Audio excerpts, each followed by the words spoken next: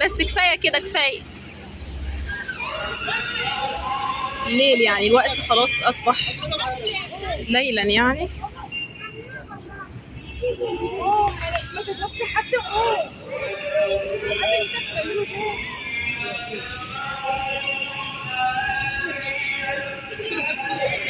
الانوار كلها طبعا تم فتحها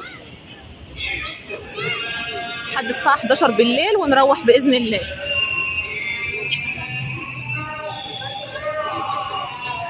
فحبيب قلبي مامي هيروح خلاص هينام نوم عميق من المجهود اللي عمله النهارده. ربنا يحميه يا رب. اتمنى حضراتكم كلكم تدعمونا في القناه لكي يصل كل جديد فضلا وليس امرا.